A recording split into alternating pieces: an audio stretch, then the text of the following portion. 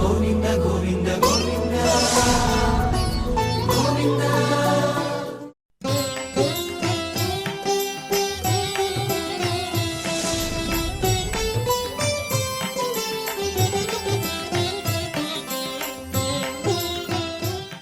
గురుర్బ్రహ్మా గురుర్విష్ణుః గురుర్దేవో మహేశ్వరః గురుః సాక్షాత్ పరం బ్రహ్మ తస్మై శ్రీ గురవే నమః. సుగ్రీవాదియుతం శ్రీశం భస్మాంగావృతమీశ్వరం మహేశ్వరసమం ధ్యాయేత్ కిష్కింధాకాండ ఉత్తమే. శ్రీరామచంద్ర పరబ్రహ్మణే నమః. అథ శ్రీమద్ రామాయణే ఆదికావ్యే కిష్కింధాకాండే ఏకాదశః సర్గః. మితం వ్యక్తాక్షరపదం తమువాచాథ దుందుభిం హరీణామీశ్వరో వాలి సర్వేషాం వనచారిణాం. హఠాత్తుగా ఉన్నట్టుండి ఆ రాత్రిపూట కిష్కింధా ద్వారం వద్ద గొప్ప అలజడి. ఆ అలజడిని సృష్టిస్తున్నటువంటి వాడు ఎవరా అని చెప్పి వాలి అంతఃపురం నుంచి తన స్త్రీలతో సహా బయటకు వచ్చాడు. అలా వనచారిణాం సర్వేషాం హరీణాం ఈశ్వర సహ వాలి అని అన్నాడు. ఎవరయ్యా ఆయన అంటే ఆ వనంలో ఉన్నటువంటి వానరులందరికీ కూడా అధిపతి అయినటువంటి వాడు. హరిశబ్దానికి వానరుడు అని అర్థం. హరీణాం ఈశ్వర వానరులందరికీ కూడా అధిపతి అయినటువంటి వాడు వాలి, ఆ కిష్కింధా రాజ్యానికి అధిపతి. అలా సమస్తమైన వానరులకు కూడా రాజైనటువంటి ఆ వాలి దుందుభిం వ్యక్తాక్షరం మితం వాక్యం ఉవాచ. వచ్చి ఆ దుందుభి యొక్క ఆకారాన్ని చూశాడు, వాడు చేస్తున్నటువంటి అలజడిని చూశాడు. అలా చూసినటువంటి ఆ దుందుభితో వ్యక్తాక్షరం మితం వాక్యం అని రెండు పదాలు చెప్పారు. వ్యక్తాక్షరము అని అంటే వ్యక్తము అంటే స్పష్టము, వ్యక్తాక్షరము అని అంటే చెబుతున్నటువంటి మాటలో ఉన్న అక్షరాలన్నీ కూడా చాలా స్పష్టంగా ఉండాలి. అలా మాట్లాడుతున్నటువంటి మాటల్లో పదాలు స్పష్టంగా అర్థమయ్యేలా ఉండాలి కనుక ఆయన వ్యక్తాక్షరము, చెబుతున్న మాట వాడికి చక్కగా వినపడాలి. అలా వినపడే విధంగా మితం వాక్యం అన్నాడు. మితం వాక్యం అని ఎందుకన్నారు అంటే అనవసరమైనటువంటి మాటలన్నీ కూడా మాట్లాడటం లేదు వాలి ఇక్కడ. అనవసరమైన మాటలు లేకుండగా ఎంతవరకు అవసరమో అంతవరకే, ఎక్కువగా లేకుండగా సంక్షిప్తంగా మాట్లాడడం, దాన్ని మితము అని అన్నారు. కనుకనే వ్యక్తాక్షరం మితం వాక్యం అని ఇక్కడ విశేషించి ఈ వాక్యం యుద్ధరంగంలో బాగా ఉపయోగపడుతుంది. యుద్ధాలు జరిగేటటువంటి సందర్భంలో అనవసరంగా ఏవో మాట్లాడతాము అని అంటే అవతల వారు వినడానికి సమయం ఉండదు, యువతల వారికి చెప్పడానికి సమయం ఉండదు. కాబట్టి మాట్లాడేటటువంటి మాట ఎలా ఉండాలంటే స్పష్టంగా ఉండాలి, మితంగా ఉండాలి. ఆ మితమైనటువంటి వాక్యము స్పష్టత కలిగి ఉండాలంటే ఏం చెబుతున్నామో వాడికి స్పష్టంగా తెలియాలి. అప్పుడే యుద్ధంలో అర్థం చేసుకోవడంలో ఏ రకమైనటువంటి ఇబ్బంది కూడా ఉండదు. అలాగే యుద్ధ సమయంలో మాట్లాడడానికంటే కూడా కార్యాచరణ చాలా ముఖ్యం. యుద్ధం చేయాలే తప్ప యుద్ధంలో మాటలు అనేటటువంటివి ఎక్కువగా ఉండకూడదు. అలా యుద్ధంలో ఈ కార్యాచరణ, అప్రమత్తత, సమయస్ఫూర్తి ఇవన్నీ కూడా ఎక్కువగా ఉండాలి తప్ప మాటలు ఎక్కువగా ఉండకూడదు. కాబట్టి ఇక్కడ ఆలోచించి విస్తారంగా మాట్లాడడానికి అవకాశం లేనటువంటి సందర్భం. వచ్చినటువంటిది రాత్రి, దుందుభి ఏమో అక్కడ ద్వారం దగ్గర అలజడి సృష్టిస్తూ ఉన్నాడు. అలాంటి ఆ సందర్భంలో స్పష్టంగా వాడికి అర్థమయ్యేటట్టు తక్కువ మాటలతో వాలి మాట్లాడుతూ ఉన్నాడు కనుక స్పష్టంగా సంక్షిప్తంగా అనేటటువంటి మాట ఇక్కడ చాలా వివరంగా చెబుతూ ఉన్నారు మహర్షి. ఆ విధంగా వ్యక్తాక్షరం మితం వాక్యం అని అన్నాడు. ఎందుకంటే వాలి కూడా వచ్చినటువంటి వాడు దుందుభి రాక్షసుడైతే వాలి సామాన్యుడైనటువంటి వాడు కాదు, గొప్ప పరాక్రమం కలిగినటువంటి వాడు. హిమవంతుడు గతంలోనే చెప్పాడు, వాలి ఎప్పుడూ కూడా యుద్ధం చెయ్యాలనేటటువంటి ఉత్సాహం కలిగినటువంటి వాడయ్యా, అతనితో యుద్ధానికి వెళ్ళన్నాడు. కాబట్టి వాలి యుద్ధం చేయడానికి ఎప్పుడూ సన్నద్ధంగానే ఉంటాడు, అది రాత్రైనా పగలైనా. మరి అలా సన్నద్ధంగా ఉన్నటువంటి వాడికి ఇక మాటలతో పనేముంటుంది, యుద్ధమే. కనుక వచ్చినటువంటి వాడిని చూసి వాడికి ఒక మాట చెబుదాము అని చెప్పి మితమైనటువంటి అంటే తక్కువ మాటలతో కూడినటువంటి ఒక స్పష్టమైన సందేశాన్ని ఇస్తూ ఉన్నాడు వాలి దుందుభితో అంటూ అన్నాడు, కిమర్థం నగరద్వారం ఇదం వృద్ధ్యా వినర్దసి దుందుభే విదితో మేసి రక్ష ప్రాణాన్ మహాబలా. ఇక్కడ వాలి ఒకే మాట చెప్పాడు, కిమర్థం నగరద్వారమిదం రుద్ధ్వా వినర్దసి. ఎందుకయ్యా ఈ రుద్ధ్వా నగరద్వారాన్ని అడ్డుకొని ఇంత ధ్వని చేస్తున్నావు ఈ రాత్రిపూట? ఈ రాత్రి అంటే దుందుబి చేస్తున్నది ఏంటంటే వాలిని యుద్ధానికి పిలవడానికి ఇంత అలజడి దేనికి? దుందుబే ఇదం నగరద్వారం రుద్ధ్వా కిమర్థం వినర్దసి, వ్యర్థంగా నగరద్వారం వద్ద ఇంత అరుపులు, ఇంత కేకలు, ఇంత అలజడి దేనికయ్యా? ఈ చెట్లన్నింటినీ కూడా పారు చేస్తున్నావు. ఈ విధంగా చేయడం వల్ల మే విదితహాసి, నీవు నాకు ముందే తెలుసు అని అన్నాడు. ఎలా తెలుసయ్యా అంటే మాయావి అనే రాక్షసుడిని వాలి సంహారం చేశాడు. ఆ మాయావి తమ్ముడే ఈ దుందుబి. మయునికి జన్మించినటువంటి వారిద్దరు అన్నదమ్ములు, దుందుబి మాయావి. అలాగే మాయావిని ఇదివరకే వాలి చంపాడు గనక నీవెవరో నాకు తెలుసయ్యా, నీ బలమేమిటో కూడా తెలుసు, అందుకనే మహాబల, నువ్వు చాలా గొప్ప బలం కలిగినటువంటి వాడివే అయ్యా, ప్రాణాన్ రక్ష, వెళ్ళి నీ ప్రాణాలు కాపాడుకో అని అన్నాడు. ఇంకేం చెప్పలేదు ఆయన. వచ్చినటువంటి వాడితో యుద్ధం చేస్తానని కానీ యుద్ధం చేయనని కానీ ఏమీ మాట్లాడలేదు. ప్రాణాన్ రక్ష, వెళ్ళి నీ ప్రాణాలు కాపాడుకో అని అన్నాడు. అందుకనే వ్యక్తాక్షరం మితం అనేటటువంటి పదాలు రెండు చాలా స్పష్టంగా చెప్పడానికి కారణం ఏంటంటే రెండే మాటలు చెప్పాడు వాలి అక్కడ. ఏమిటయ్యా అనంటే ప్రాణాన్ రక్ష, నీ ప్రాణాలు రక్షించుకోవయ్యా, వెళ్ళిపో ఇక్కడి నుంచి, ఈ అలజడంతా వద్దు, వెళ్ళి నీ ప్రాణాలు కాపాడుకో అని అన్నాడు. ఎందుకంటే ఇక్కడ నీ బలం ఏమిటో తెలుసు అన్నాడు, అలాగే నీవెవరో తెలుసు అన్నాడు. యుద్ధానికి ఆహ్వానించడం అంటే ఏమిటంటే వాలిని కనుక యుద్ధానికి ఆహ్వానిస్తే వాడే మరణాన్ని పొందుతాడు కనుక నీవు నన్ను యుద్ధానికి పిలుస్తున్నావు, నీ మరణాన్ని కొని తెచ్చుకుంటున్నావురా నువ్వు, కాబట్టి నువ్వు యుద్ధం అంతా కూడా ఆపేసి నువ్వు వెళ్ళిపో, నీ బలం ఏమిటో నాకు తెలుసు అని అన్నాడు. అలా అని ఇక్కడ ఆ మాట అనడానికి అందుకనే హిమవంతుడు సముద్రుడు బాగా గ్రహించారు. ఎవడి వద్దకు పంపితే వీడి యొక్క గర్వం పూర్తిగా అణిగిపోతుందో, ఎవడి వద్దకు పంపితే వీడి బలపరాక్రమాలన్నీ కూడా నశించిపోతాయో బాగా ఆలోచించినటువంటి వారు గనక అక్కడ మహిమోపేతులైనటువంటి వారిద్దరూ కూడా ఆలోచించి వాలి దగ్గరకు పంపించారు. కనుకనే వాలి అన్నాడు, సరే వచ్చావు, యుద్ధానికి వచ్చావు, ఇంత అలజడక్కర్లేదు, నువ్వు వెళ్ళిపో, ప్రాణాలు కాపాడుకో అని అన్నాడు. అలా ఎప్పుడైతే వాలి అన్నాడో ఆ మాటలు అనగానే వాలి చెప్పినటువంటి మాటలు విని తస్య తద్వచనం శ్రుత్వా వానరేంద్రస్య ధీమతః ఉవాచ దుందుభిర్వాక్యం రోషాత్ సంరక్తలోచనః. వీడికి యుద్ధం చేస్తే నిద్ర పట్టదు, యుద్ధం చెయ్యాలి. మరి యుద్ధానికి వస్తే వాళ్ళు ఏమన్నాడు, ఇదివరకు సముద్రుడు హిమవంతుడి దగ్గరికి వెళ్తే మేము చేయలేమని చెప్పారు, నీతో యుద్ధం చేయలేమన్నారు. కానీ వాళ్ళు యుద్ధం చేస్తానని కానీ చేయనని కానీ చెప్పలే, వెళ్ళి నీ ప్రాణాలు కాపాడుకో అన్నాడు. ఆ మాటతో వాడికి విపరీతమైనటువంటి కోపం వచ్చింది. ధీమతః తస్య వానరేంద్రస్య తద్వచనం శ్రుత్వా, ఆ మహాప్రాజ్ఞుడైనటువంటి వాళ్ళ యొక్క మాటలు విన్నటువంటి వాడై దుందుభిః క్రోధాత్ సంరక్తలోచన, విపరీతమైనటువంటి కోపం వచ్చింది. కోపం వస్తే కళ్ళు ఎర్రబడతాయి. రాక్షసుడి యొక్క నేత్రములు ఎప్పుడు కూడా అలాగే ఉంటాయి. వాడి కోపం వచ్చి ఎర్రబడినటువంటి నేత్రములు గలవాడై వాక్యం ఉవాచ, వాలితో ఈ విధంగా పలుకుతూ ఉన్నాడు. అంటే ఇక్కడ యుద్ధం కోసం వచ్చినటువంటి వాడు, యుద్ధం చేయడం కోసం వచ్చినటువంటి వాడు వాలి వెళ్ళి ప్రాణాలు కాపాడుకో అనగానే ఒక్కసారిగా విపరీతమైనటువంటి కోపం వచ్చినటువంటి వాడై గర్వంతో ఉన్నాడు, అహంకారంతో ఉన్నాడు. వాడు అలా వెళ్ళిపోడు కనుక వాడు విపరీతమైనటువంటి కోపంతో వాలితో అంటున్నాడు. అదే ఇక్కడ దుందుబి యొక్క రాక్షస ప్రవృత్తి చెబుతుంది. ఏమంటున్నాడంటే నత్వం స్త్రీ సన్నిధౌ వీర వచనం వక్తుమర్హసి మమ యుద్ధం ప్రయచ్ఛాద్య తతో జ్ఞాస్యామి తే బలం. నీ బలమేమిటో నాకు తెలుసు అని నువ్వు అన్నావు కదా, నీ బలమేమిటో నేను చూస్తానన్నాడు. నీ బలమేమిటో ఎలా చూస్తాను అని అంటే అది కూడా ఎలా మాట్లాడాడు అంటే, వచ్చింది ఎవడరా అని వాలి బయటకు వస్తే, వచ్చేటప్పుడు అంతఃపుర స్త్రీలందరూ కూడా వాలితో వస్తే నువ్వేమో ఆ స్త్రీల మధ్య నిలబడి గొప్ప బలం ఉన్నటువంటి వాడిలాగా ఓ స్త్రీ సన్నిధౌ వచనం వక్తుం నార్హసి, ఓ వీరుడా అని పలకరిస్తూ ఉన్నాడు, సంబోధిస్తూ ఉన్నాడు. అంటే నీవు గొప్ప బలం ఉంది అని కదా నువ్వు అనుకుంటున్నావు. బలం ఉన్నటువంటి వాడు స్త్రీల ముందర ఇలాంటి మాటలు మాట్లాడతాడా? వెళ్ళి ప్రాణాలు కాపాడుకో అని అంటావా? నీకు ధైర్యం ఉంటే వచ్చి నాతో యుద్ధం చెయ్యి. అలా ధైర్యం లేనటువంటి వాడు అయి ఈ విధంగా స్త్రీల మధ్య, స్త్రీలందరూ ఉండగా స్త్రీల ముందర ఈ విధమైనటువంటి ప్రగల్భాలన్నీ కూడా మాట్లాడకూడదయ్యా.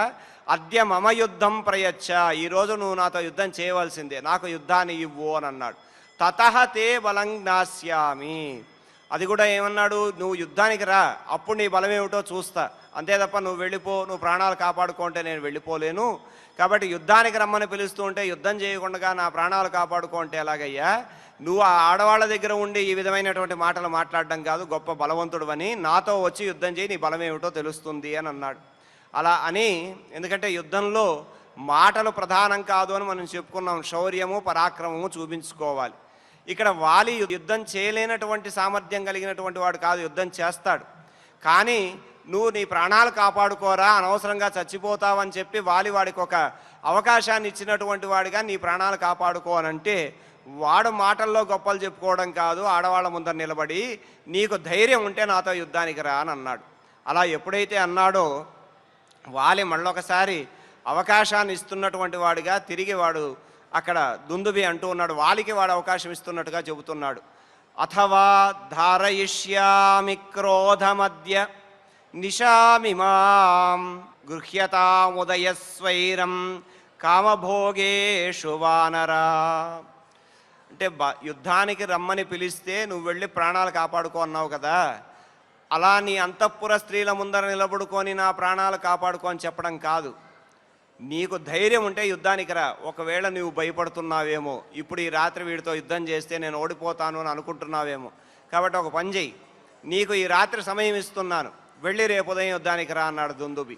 అంటే వాలి యొక్క పరాక్రమం తెలియనటువంటి వాడు కనుక వాడు వాలి మాటలు విని వానరా అని చెప్పి సంబోధన చేసి, అథవా నీవు వీరుడవు, యుద్ధం చేయడం అనేటటువంటిది ఇప్పుడు వద్దంటున్నావు కదా, కనుక నువ్వేం చేస్తావంటే ఇమాం నిశాం క్రోధం ధారయిష్యామి, నేను నా కోపాన్ని ఈ రాత్రి నిగ్రహించుకుంటానులే, నేను అలాగే నా కోపాన్ని బలవంతంగా అణుచుకుంటాను. అంటే వాడికి విపరీతమైనటువంటి కోపం ఉంది, యుద్ధం చెయ్యాలి. కాబట్టి నువ్వేం చేస్తావు, ఉదయ సూర్యోదయ పర్యంతము కూడా స్వైరం కామభోగేషు గృహ్యతాం, స్వేచ్ఛగా కామభోగాలు అనుభవించి రావయ్యా అని అన్నాడు. అంటే అంతఃపుర స్త్రీలతో ఉన్నావు కాబట్టి నువ్వు వెళ్ళి రేపు ఉదయం వరకు కూడా చక్కగా వీళ్ళందరితో సుఖించు. అలా సుఖించి ఇది రాత్రి వేళ కనుక నువ్వు యుద్ధం చేయలేవేమో, కనుక వెళ్ళి నీకు ఒక అవకాశం ఇస్తున్నాను, సూర్యోదయం వరకు నా కోపాన్ని గట్టిగా నిగ్రహించుకుంటాను నేను, వెళ్ళి రేపు ఉదయం యుద్ధానికి రా, నీ బలం ఏమిటో తేల్చేస్తాను అని అన్నాడు. ఇలా అంటే అది కూడా ఎలా చెబుతున్నాడు అని అంటే, రేపు ఉదయం ఇక నువ్వు తిరిగి యుద్ధానికి నాతో వస్తే నువ్వు తిరిగి వెళ్ళలేవు గనక వెళ్ళి ఈ రాత్రి నీ రాణులతో సుఖంగా గడుపవయ్యా, రేపు ఉదయం నాతో యుద్ధానికి రా, నేను చంపేస్తానన్నటువంటి విధంగా చెబుతూ ఉన్నాడు. అలా అంటే వాడి యొక్క మన ప్రవృత్తి ఏ విధంగా ఉంది, ఆ దుందుబి యొక్క రాక్షస ప్రవృత్తి, ఆ మనస్సు ఏ విధంగా ఉంది అనేటటువంటిది ఈ మాటల్లో చెప్పాడు. ఆ మాట కూడా ఏమన్నాడు వాడు, ధారయిష్యామి క్రోధమద్య నిశామిమాం, కోపాన్ని నేను అదుపులో నిగ్రహించుకుంటాను అని అన్నాడు. అంటే కోపాన్ని వదులుకోవాలి కానీ ఎవడూ నిగ్రహించుకోకూడదు ఎప్పుడు కూడా. కోపం అనేది పతనానికి కారణమైనటువంటిది. ఆ కోపము ఎప్పుడూ కూడా విడిచిపెట్టాలి తప్ప దాన్ని నిగ్రహించుకోకూడదు. కోపం అందరికీ వస్తుంది, కోపం రానటువంటి వాడు ఎవడూ ఉండడు. మానవ స్వభావం, ప్రాణి ఉన్నటువంటి వాడి ప్రతివాడికి కోపం వస్తుంది, కానీ ఆ కోపాన్ని విడిచిపెట్టేయాలి. అందుకే ఒక మాట అంటారు, ఉత్తమే క్షణకోపస్య మధ్యమే ఘటికాద్వయం అధమే స్యాద్ అహోరాత్రం పాపిష్టే మరణాంతకం అని ఒక మాట అంటారు. శాస్త్రం ఒక మాట చెబుతుంది, కోపం అంటే ఏమిటయ్యా అంటే, ఉత్తముడైనటువంటి వాడికి ఎంతకాలం ఉంటుందయ్యా కోపము అంటే, ఉత్తమే క్షణకోపహ స్యాతు, వాడికి ఒక క్షణకాలమే ఉంటుంది. ఎందుకు ఉత్తముడి కోపం వస్తుంది అని అంటే, తాను చేయవలసినటువంటి పని చేయకుండగా అవతలి వాడు ధర్మాన్ని విడిచి నశించిపోతున్నాడే, వీడికి ధర్మాన్ని మనం చెప్పాలి, వీడిని బాగు చెయ్యాలి, అందుకు వాడికి కోపం వస్తుంది. ఆ కోపం ఎంత మాత్రం ఉంటుందంటే క్షణద్వయం, 2 క్షణాలు ఉంటుందంటే వాడికి ఉత్తమే క్షణకోపస్య. అలాగే మధ్యమే ఘటికాద్వయం అని అన్నారు. మధ్యము అంటే మధ్యమ స్వభావం కలిగినటువంటి వాడికి ఒక 2 గడియల కాలం ఉంటుందట. తర్వాత అధమే స్యాద్ అహోరాత్రం, అధముడైనటువంటి వాడికి రోజంతా ఉంటుంది కోపం, అలా పెట్టుకొని ఉంటాడు. పాపిష్టేతు మరణాంతకం అని అన్నారు. పాపిష్టి అని అంటే పాపాత్ముడైనటువంటి వాడికి ఆ కోపం అలాగే పెట్టుకొని వాడే నశించిపోతాడు చివరికి.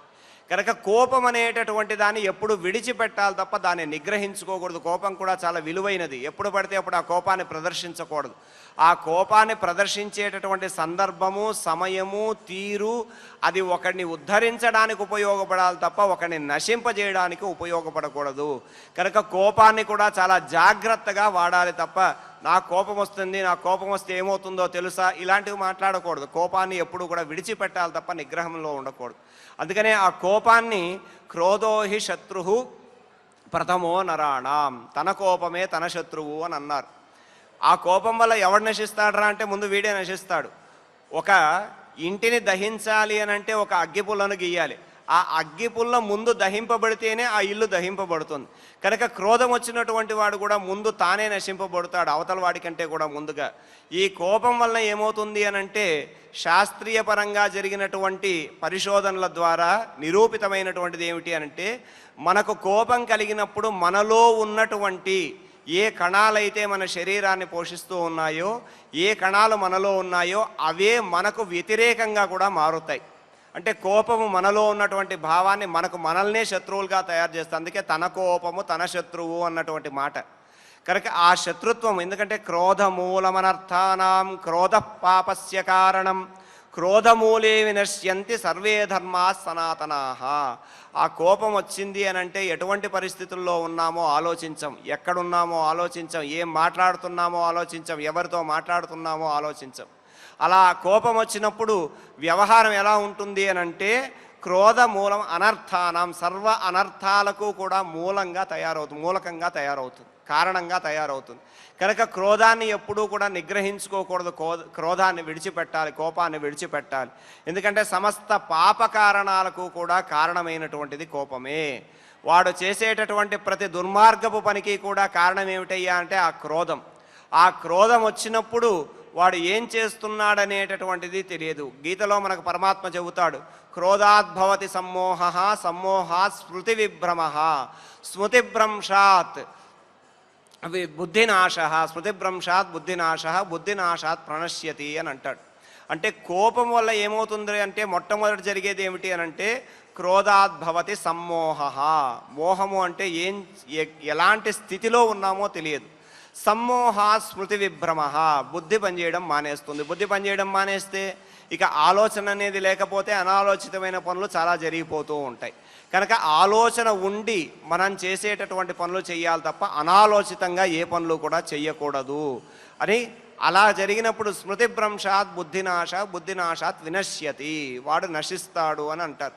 కనుక కోపం అనేటటువంటిది చాలా శత్రువుగా చెప్పబడినటువంటిది. కానీ అలాంటి కోపాన్ని ఇక్కడ వీడేమంటున్నాడంటే, కోపాన్ని నియంత్రించుకోవడం అనేటటువంటిది మహాత్ముల యొక్క లక్షణం. ఎప్పుడు కూడా కోపాన్ని జాగ్రత్తగా నియంత్రించుకోవాలి. అలా కోపాన్ని నియంత్రించుకోకుండా దాన్ని ద్వేషంగా ఎవడైతే మార్చుకుంటాడో వాడి వల్ల, అంటే వాడికి హాని కలుగుతుంది, వాడి వల్ల ఇతరులకు హాని కలుగుతుంది. కనుక కోపాన్ని జాగ్రత్తగా నియంత్రించుకోవాలి, కోపాన్ని విడిచిపెట్టాలి అనేటటువంటి అంశం. కానీ వీడేమన్నాడు ఇక్కడ, ధారయిష్యామి క్రోధమద్య, నేను కోపాన్ని అలాగే ఉంచుకుంటానయ్యా, రేపు ఉదయం వరకు కూడా నేను కోపాన్ని అలాగే పెట్టుకుంటాను, నువ్వు వెళ్ళు, రేపు ఉదయం రా, యుద్ధానికి రా, నీ బలం ఏమిటో తెలుస్తాను అని అన్నాడు. అలా కోపాన్ని నిగ్రహించుకొని ఉంటాను అని పలకడంలోనే అతని యొక్క రాక్షస ప్రవృత్తి ఏమిటో, ఆ దుందుబి యొక్క విధానం ఏమిటో స్పష్టంగా చెప్పబడింది. ఆ విధంగా వెళ్ళి, ఈ రాత్రి నీ రాణులతో సుఖంగా ఉండు, రేపు ఉదయం రా, నేను నిన్ను చంపేస్తానన్నాడు. అంతటితో ఆగాడా? అంతటితో ఆగితే వాడు గొప్పవాడైపోతాడు, రాక్షసుడు కదా. దీయతాం సంప్రదానంచ పరిష్వజ్య చ వానరాన్ సర్వశాఖా మృగేంద్రస్త్వం సంసాదయ సుహృజ్జనాన్. రేపు నువ్వు నాతో యుద్ధానికి వస్తావు, యుద్ధానికి వస్తే నేను నిన్ను చంపేస్తాను. కాబట్టి వానరాన్ పరిష్వజ్య సంప్రదానం దీయతాం, నువ్వు వెళ్ళి నీ తోటి వానరాలందరూ ఉన్నారు కదా, నువ్వు ఈ రాజ్యానికి అధిపతివి కదా, నీ తోటి ఉన్నటువంటి వారందరినీ కూడా చక్కగా ప్రీతిగా కౌగలించుకో, వాళ్ళతో చివరిసారిగా మాట్లాడన్నాడు. అలా మాట్లాడు అని సంప్రదానం దీయతాం, ప్రీతిగా దానాలు చేయి. సర్వశాఖా మృగేందిరహాత్వం సుహృజ్జనం సంసాదయ, సమస్త వానరాలకు నీవు అధిపతివి గనక వెళ్ళి నీ మిత్రులందరికీ కూడా చెప్పు, నేను ఈ విధంగా రేపు దుందుబి మీద యుద్ధానికి వెడుతూ ఉన్నాను, నేను తిరిగి వస్తానో రానో మీ అందరికీ కూడా వీడుకోలు చెప్పడానికి వచ్చానని చెప్పు అని అన్నాడు. ఇలా విపరీతమైనటువంటి మాటలన్నీ కూడా మాట్లాడుతూ ఉన్నాడు. నీ వారందరినీ కూడా పలకరించి వాళ్ళందరికీ కూడా చెప్పు, అలా చెప్పి రేపు నువ్వు ఆ చేత యుద్ధంలో నీవు ఓడింపబడతావు కనుక ఒకసారి నీ వాళ్ళందరితో కూడా మాట్లాడరా అని చెప్పి ఉదయం వరకు నీకు సమయం ఇస్తున్నాను అని అన్నాడు. అంతటితో ఆగలేదు. సుదృష్టాం కురు కిష్కింధాం కురుష్వా ఆత్మసమం పురే క్రీడస్వచ సహస్త్రీభిః అహంతే దర్పనాశనః. కిష్కింధాం సుదృష్టాం కురు అని అన్నాడు. వెళ్ళి ఒకసారి నీ కిష్కింధా నగరాన్నంతా చూసుకోవయ్యా, నువ్వు రాజువు కదా, వెళ్ళి ఆ నగరం అంతా కూడా చక్కగా ఉందా లేదా అని ఒకసారి నీ నగరాన్ని చూసుకో. ఎందుకంటే రేపు నువ్వు నాతో యుద్ధానికి వచ్చిన తర్వాత తిరిగి వెళ్ళవు, ఇక నీ నగరాన్ని చూసే అవకాశం నీకు ఉండదు. కాబట్టి వెళ్ళి కిష్కిందా నగరాన్ని చూడు. అంతేకాదు పురే ఆత్మసమంకురుష్వ, నీవు ఈ కిష్కిందా నగరానికి రాజువు గనక రేపు నా చేత నీవు ఓడిపోతే నీకు ఇక రాజ్యం ఉండదు గనక నీ రాజ్యంలో ఆత్మసమం, నీతో సమానమైనటువంటి వాడు ఎవరైనా ఉంటే వాణ్ణి అక్కడ రాజుగా కూర్చోబెట్టు. ఎందుకంటే రేపు నువ్వు ఉండవు, ఇంకా నాతో యుద్ధానికి రేపు ఉదయం వరకే నీకు అవకాశం ఇస్తున్నాను. కాబట్టి రేపు ఉదయం నువ్వు ఉండవు, కాబట్టి నీ ఒకని రాజుగా చెయ్యి. స్త్రీభిః క్రీడస్వ, నీ స్త్రీలందరితో కూడా చక్కగా సుఖించు. అహంతే దర్పనాశనః, నీ గర్వాన్ని అణిచేటటువంటి వాడిని నేనే అని దుందుభి వాలితో అంటూ ఉన్నాడు. అంటే తన యొక్క మాటలు తన బలం మీద ఉన్నటువంటి గర్వం చేత, తాను పొందిన వరగర్వం చేత దుందుభి ఎదుటివాడితో ఎలా మాట్లాడుతున్నాననేటటువంటి ఇది కూడా లేకుండగా ఉదయం వరకు కూడా నేను వేచి ఉంటాను, నువ్వు వెళ్ళి కిష్కింద అంతా చూసుకోనరా, నీ వాళ్ళందరితో కూడా మాట్లాడుకోనరా, నీ మిత్రులందరినీ కూడా పలకరించు, రేపు నీ రాజ్యాన్ని చివరిసారిగా కూడా చూసుకోనరా, అలాగే నీవు నా చేత సంహరింపబడతావు కనుక ఉత్తమ లోకాలకు వెళ్ళాలి అని అంటే ఏదైనా దానం ఇవ్వాలి, కాబట్టి దాన ధర్మాలు చేసుకోనరా అని అన్నాడు. అంటే ఈ దుందుభి యొక్క ప్రవర్తన, వాడు ఎలా ఉన్నాడంటే ఎవరితో ఓడితో యుద్ధానికి వెళ్ళడం, అలా యుద్ధానికి వెళ్ళినటువంటి వారి యొక్క స్థితిని వాడే బలవంతుడు అనేటటువంటి భ్రమలో ఉండి ఎదుటి వాడిని కించపరుస్తూ ఆ విధంగా మాట్లాడడము, యుద్ధానికి రమ్మండము అనేటటువంటిది దుందుభి యొక్క స్వభావంగా చెప్పాడు. ఇలా అహంకరించి విర్రవీగుతూ ఉన్నటువంటి ఆ దుందుభి సర్వశక్తిమంతుడు అనుకొని ఈ రాత్రి నిన్ను వదిలేస్తున్నాను అని అన్నాడు. అది కూడా ఒక నీతి చెప్పాడు మళ్ళా అక్కడ. ఈ రాత్రి నిన్ను వదిలేస్తున్నాను, ఉదయం తర్వాత నువ్వు యుద్ధానికి రా అని చెప్పి పలికడానికి కారణం ఏమిటో కూడా ఒక నీతిని తెలియజేస్తూ ఉన్నాడు. ఆ విధంగా దుందుభి ఆ వాలితో యుద్ధానికి వచ్చినటువంటి వాడు ఆ వాలిని చూసి ఈ విధంగా తాను బలవంతుడు అన్నటువంటి గర్వంతో ఈ మాటలన్నీ కూడా మాట్లాడుతున్నాడు. ఇలా దుందుభి వృత్తాంతాన్ని, అంటే వాలి పరాక్రమాన్ని తెలియజేస్తూ ఆ వాలి దుందుభిని ఎలా సంహరించాడు అనే విషయాన్ని సుగ్రీవుడు రామచంద్ర ప్రభువు చెబుతున్నాడు కనుక ఆ సందర్భంలో చెప్పినటువంటి ఈ వాక్యాలను మనం చక్కగా పారాయణ చేసుకుందాం. మితం వ్యక్తాక్షరపదం తమువాచాత దుందుభిం హరీణాం ఈశ్వరో వాలి సర్వేషాం వనచారిణాం కిమర్థం నగరద్వారం ఇదం రుద్ధ్వా వినర్దసి దుందుభే విదితో మేసి రక్ష ప్రాణాన్ మహాబల. తస్య తద్వచనం శ్రుత్వా వానరేంద్రస్య ధీమతః ఉవాచ దుందుభిర్వాక్యం రోషాత్ సంరక్తలోచనః. నత్వం స్త్రీ సన్నిధౌ వీర వచనం వక్తుమర్హసి మమ యుద్ధం ప్రయచ్ఛాద్య తతో జ్ఞాస్యామి తే బలం అథవా ధారయిష్యామి క్రోధమద్య నిశామి మాం గృహ్యతాముదయస్వైరం కామభోగేషు వానర దీయతాం సంప్రదానంచ పరిష్వజ్య చ వానరాన్ సర్వశాఖా మృగేంద్రస్త్వం సంసాదయ సుహృజ్జనాన్ సుదృష్టాం కురు కిష్కింధాం కురుష్వాత్మసమం పురే క్రీడస్వ చ సహస్త్రీభిః అహం తే దర్పనాశనః. ఇతి శ్రీమద్ రామాయణే ఆదికావ్యే కిష్కింధాకాండే ఏకాదశే సర్గే 7 శ్లోకాః. ఇలా రాక్షస ప్రవృత్తి కలిగిన దుందుభి వృత్తాంతాన్ని సుగ్రీవుడు రామచంద్రుడు చెబుతున్నటువంటి శ్లోకాలు పారాయణ చేసుకున్నాం. ఇప్పుడు ఈ కార్యక్రమాన్ని క్షమాప్రార్థనాదులతో మంగళాంతంగా పరిపూర్ణం చేసుకుందాం. యదక్షరపదభ్రష్టం మాత్రాహీనం చ యద్భవేత్ తత్సర్వం క్షమ్యతాం దేవ నారాయణ నమోऽస్తు తే. కాయేన వాచా మనసేంద్రియైర్వా బుద్ధ్యాత్మనా వా ప్రకృతే స్వభావాత్ కరోమి యద్యత్ సకలం పరస్మై నారాయణాయేతి సమర్పయామి. శ్రియకాంతాయ కళ్యాణనిధయే నిధయేర్తినాం శ్రీవేంకటనివాసాయ